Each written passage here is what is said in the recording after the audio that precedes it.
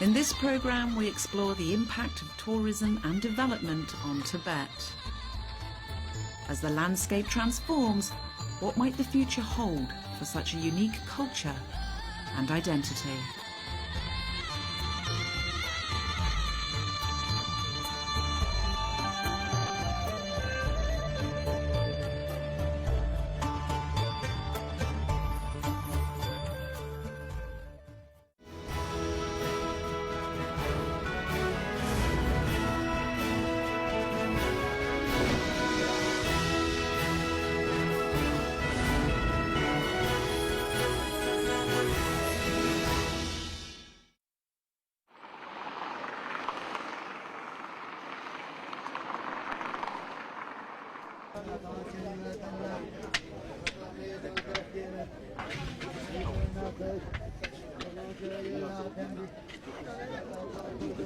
This is Bar Khor Street in the heart of Tibet's historic quarter. It's full of devout Buddhists and pilgrims and local markets. But the past 20 years have transformed Tibet. Now, much of this development is taking place in the western side of the city, but you can see the clues to modernity even here. Looking around, I can see the signs are in Chinese, the language of commerce now. Further down the street, I saw the big signs for the brands that have now arrived in Tibet. And there's also more tourists. So what does all of this mean for Tibetan culture? Is all of this change in line with a rich tradition steeped in history and Buddhist values? This is the Jokang, the most revered temple for pilgrims to Lhasa. From the roof, I get a precious glimpse into the mystical heart of Tibet in the modern age.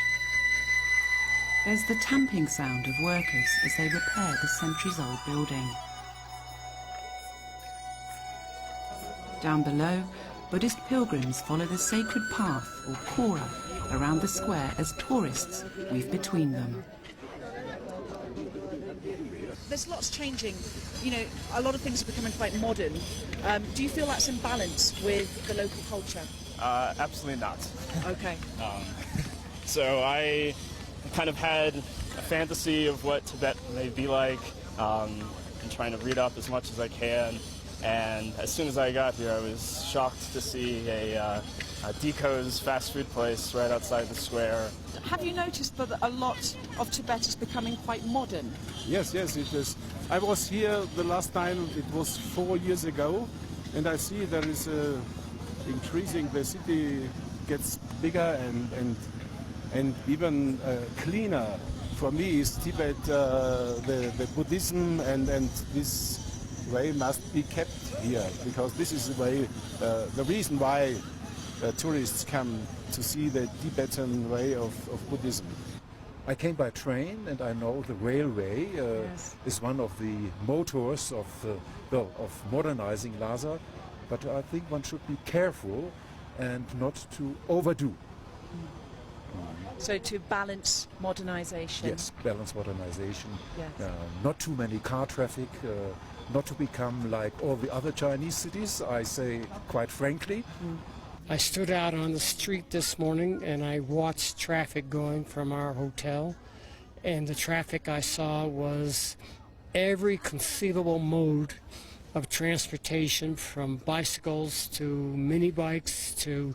The only thing I didn't see was a skateboard. The Potala Palace lies between the historic east and modern west side of Lhasa. Lhasa became the capital of Tibet during the 17th century, but it's probably changed more in the past 20 years than in the last 1,000. Most of the population's Chinese, and this historic Tibetan quarter is only about 4% of the city. But just to be here is like being in another world. There are devout Buddhist pilgrims here.